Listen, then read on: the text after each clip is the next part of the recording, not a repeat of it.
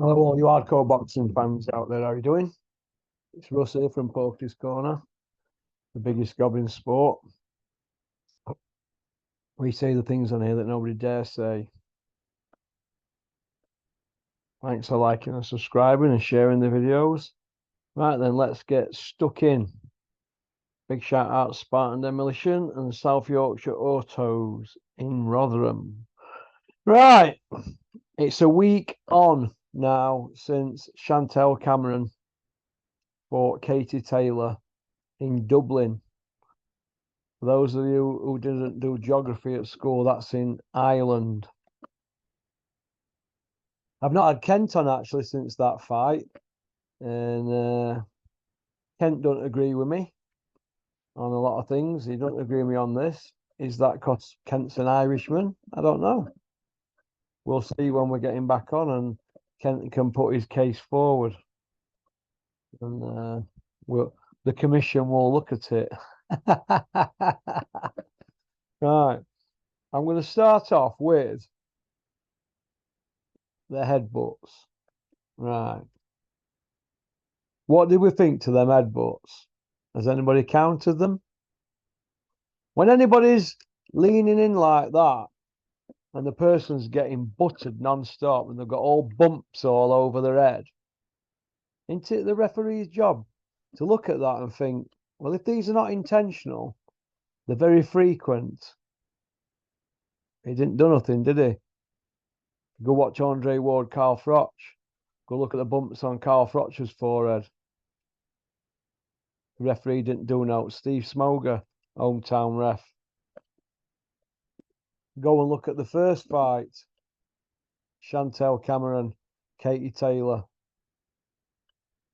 in Ireland. Referee didn't do nothing on that either, did he? But the judges did.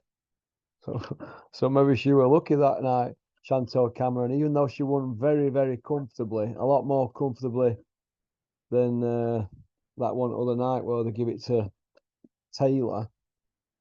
But I've said this before and I'm going to say it again. All them people who keep texting and emailing and leaving comments saying, yeah, but if the first round had been a 10-8 round, Big P, she would have still lost.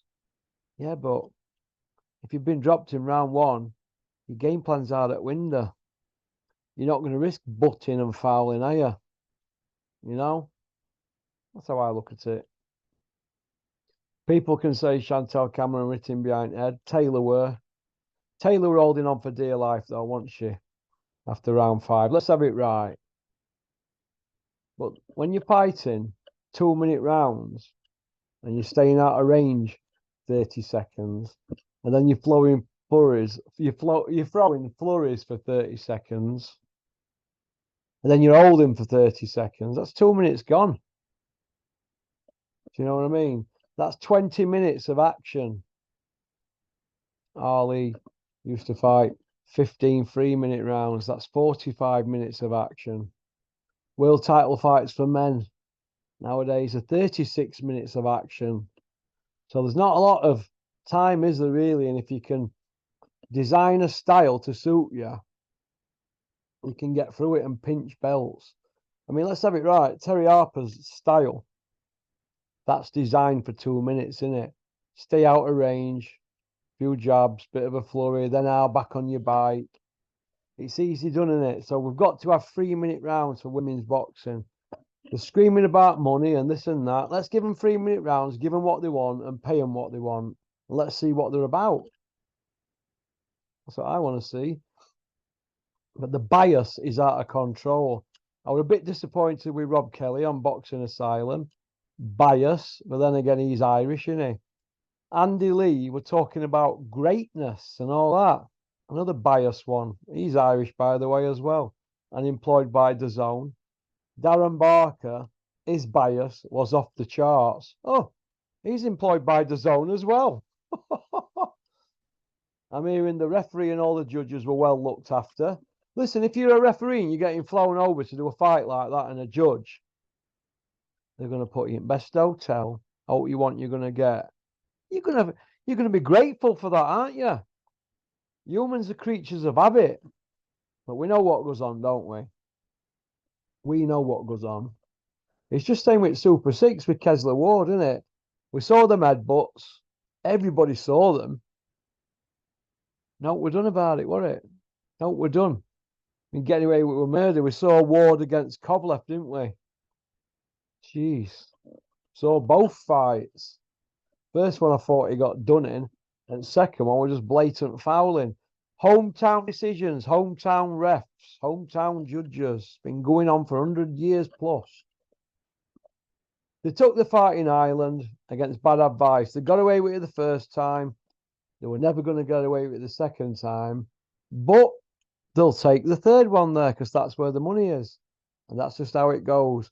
And when you take that third fight, that's when you sell your soul. No bitching about it. No, I'm not going to say bitching. That's a bit hard. There's no good complaining about it if you're going to take the third one out there. You've got to make a stand. Do I feel sorry for Chantel Cameron and Jamie Moore? Yeah, I do, because they told the officials, didn't they, in the rules meeting? They did nothing wrong, didn't they? This is it. What about this? What are you going to do about this?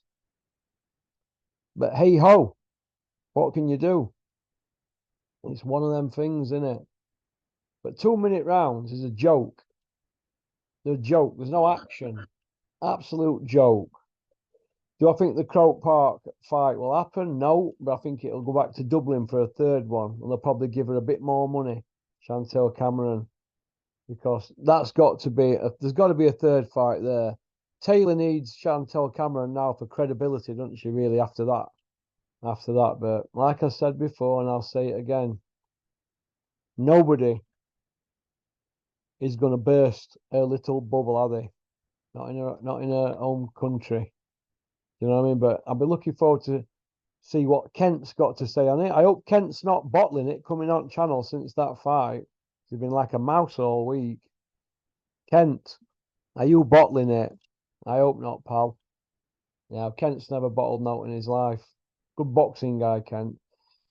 Does a lot behind the scenes for Peter Fury. So, statistic man, Kent. He don't miss anything. He knows every fighter under the sun. It's not hard, is it? If you just study the game, you know. Fights nowadays need to be made. You know, when you don't know what you're doing, you can make big mistakes as a promoter in boxing. And I think there's a lot of promoters out there and managers at the moment that don't know what they're doing. Does Sam Jones know what he's doing? Does Ben Shalom? Did Barry Hearn when he first started out? Hey? We all remember, don't we? Barry Hearn going on about, yeah, I'm going to put Sandiline Williams in with Chris Eubank. Nigel Benn said, if you do that, that'll end his career.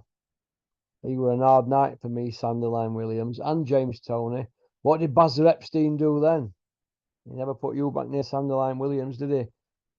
But there were no box rec then, and YouTube and all that, were there? So you just went on word of mouth. But Bazzer Epstein filled his nappy about putting Eubank in with Sandiline Williams, and quite rightly so.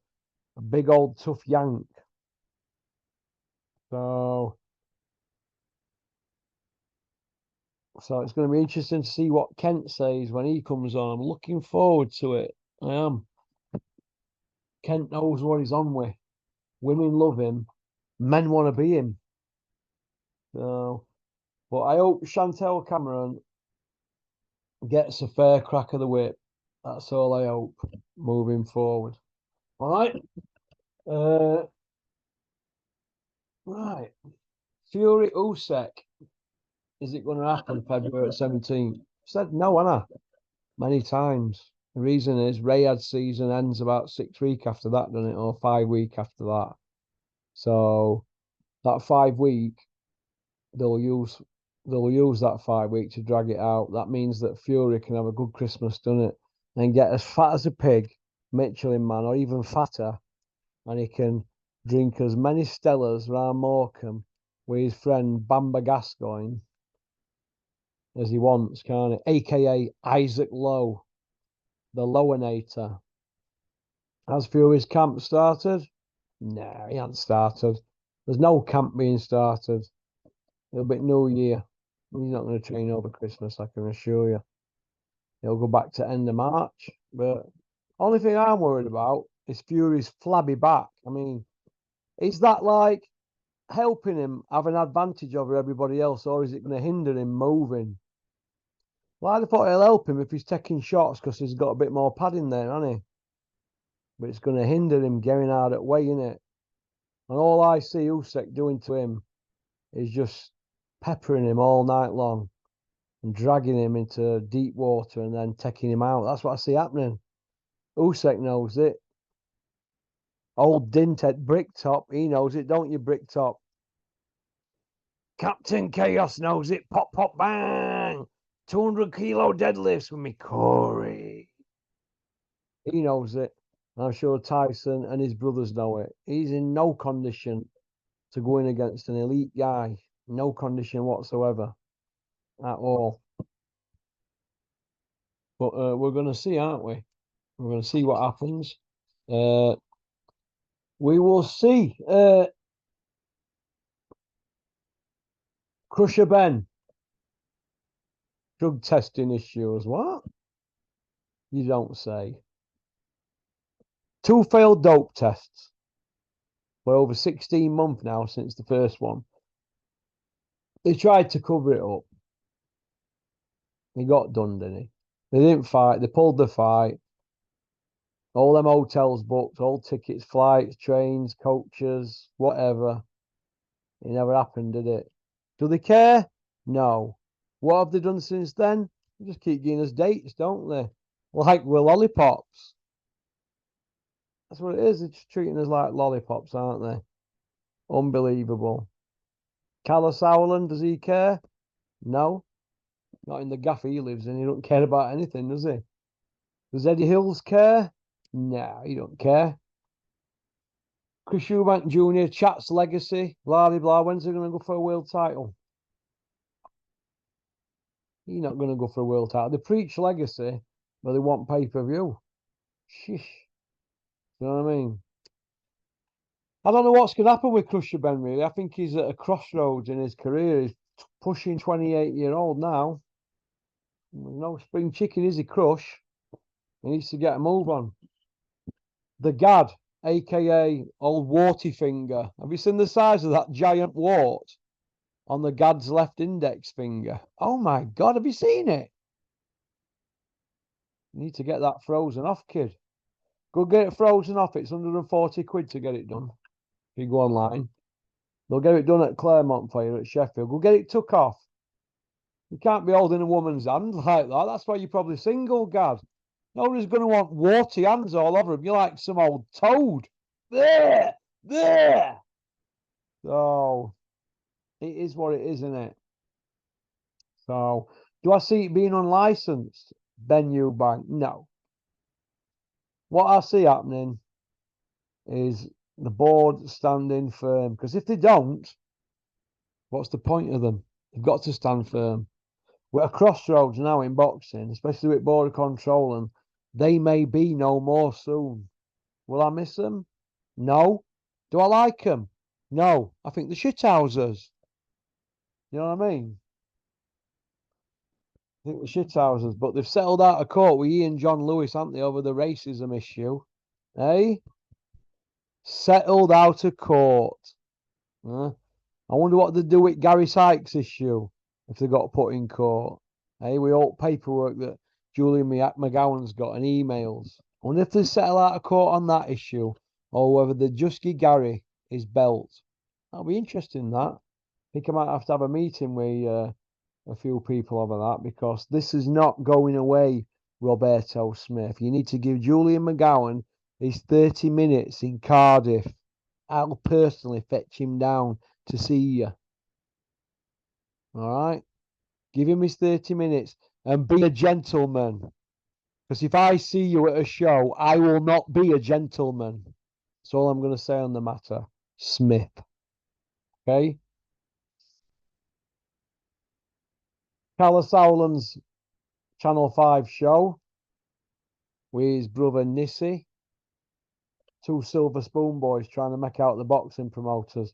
It's probably the biggest load of horse manure I've ever seen. It's the biggest load of horse manure I've seen since Bricktop were masquerading as a boxing promoter on Sky Sports with Ricky Burns against Nicky Cook. It's the worst show I've seen since then. Channel 5 should be embarrassed for serving that load of old tosh up. Who wants to see Nathan Gorman, 21 stone 4, with his shorts falling down? Mr. Blobby. Fantastically skilled kid, but past his best now, 27. Riddick Bowe watched up at 28 because he couldn't keep his size 14s out at fridge. You know what I mean? So Nathan Gorman will be punching for pay till he's 40, but he's going to have to sort himself out. He needs to get his head down and start training. He's still young enough to correct it all. But then again, we were saying that to Dave Allen, weren't we, for years, and he's all washed up now, isn't he? That's what happens. You become the forgotten man, they move on to the next people. They'll end up, Dave Allen and Nathan Gorman, in some pub somewhere in 20 years, saying, yeah, I could have been a great fighter. I could have been, yeah. You could have been a runner bean, but now all you do is watch Mr. Bean, yeah, on DAZN. And that's probably what will happen. That's what happens. I've seen it many, many times. Time waits for no man. Grab your opportunity with both hands, but they haven't, have they, pair of them. Their addiction to food and laziness and not training has cost them. You can't just get by on ability alone. Nathan Gorman's probably got more ability than Dave Allen, but you can't just get by on that. You've got to take it serious. You've got to give yourself a great chance, a 100% chance to do well. And if you can't, it's no good. Now, Nathan Gorman's 5 stone overweight. 5 stone. That's not good. That is not good at all. He's carrying 70 pounds too much. So what I'm going to say to Nathan Gorman is this. Go into a gym and get 70 pounds in weight. Go get it in weights and put it in a big rucksack. Strap it onto your back and start running in the morning with that on your back. Because that's what you're doing anyway when you're running without anything on your back. You know what I mean? That's how much extra weight you're carrying. I know myself. I've been there myself. I was about 7.5 stone bigger than him. And I'm a foot shorter. So I know what it's like. You can't function. You know what I mean? I'd even be surprised if he could perform at night time in bed. I'd be surprised he's that big. That's not good. Multi-skilled guy. Bought into him as well. I'm devastated for him. It looks like it could be over for him. Nathan Gorman. How silly has he been carrying all that about? Yeah, I'm going to do this. I'm going to do that. Good gunners. They're always going to do this and do that. It's a joke. Absolute joke. You know? Oh. Is this Saudi takeover turning people's heads in boxing? Is it? Especially managers and trainers. All I'm hearing, managers and trainers going around, going on about what they're going to get and they're going to protect their fighters and they're going to wait for big money and that. Is that why kids have got padded records now? Fighting people with no wins. Who wants to fight people who've got no wins? And massive losing records. What are they learning? Yeah, you're going out in front of lights, but time and time again. What are they learning? You can learn more in sparring.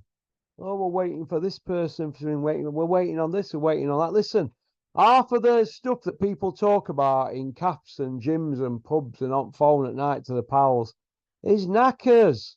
It's all knackers. It's just bullshit. But they buy into it because there's that little chink. There's that little, oh, just hope it could happen. It's fantasy island stuff. If you're fighting people with losing records, who wants to see you get served up against somebody for 10, 20 grand or something? Is that where it's come to now? People padding records out and hoping for the phone to ring. Get and learn your craft and go pick a belt up. Get some hardware and pick it up. And if you get beat a long way, come back. And if you can't come back off it, you're done. You're not a boxer. Stop trying to masquerade as boxers, all you people, fighting people with awful, awful white-collar records. Just trying to put yourself in shot window. It's embarrassing. Totally embarrassing. I'm just going to set about people now that are fighting people with padded records. because they're doing it fight after fight after fight after fight. Nobody's wanted to go for any belts. Why ain't nobody going for area belts, English belts? Why? Why is this? Whatever happened to wanting to aim for British? People talk a good game, don't they? Yeah, we're going to go for belts. We're going to go traditional way. They're not going traditional way. They're not. Unbelievable what's going on. But getting back to this Saudi carry on. In my opinion, this Saudi carry on, I think they're trying to buy the way into boxing and take over. I think that's what they're going to do. And I think it might end up like UFC, where there's one person controlling it all. You know, like Dana White and his lot, his little team around them, all his investors and that. They control it, don't they, UFC? And I think that could happen in boxing. Could we end up having two lots of boxing? You know, two different fractions? I don't know. But all I know is this: 99.99999% reoccurring. Boxing managers and trainers have now turned into lickers. That's what they're turning into, lickers and rimmers. Hovering around for a few quid, waiting and waiting, hoping for that Saudi call. It's like saying, look, you're in lottery and there's only a few in it, you could win it. You know what I mean? It's embarrassing. Get your kids on these shows in UK learning the craft. If you can't get them matched, get them sparring. Not rocket science, is it? All right. Go on, peace out. Thanks for liking and subscribing and leaving a comment. Booyaka.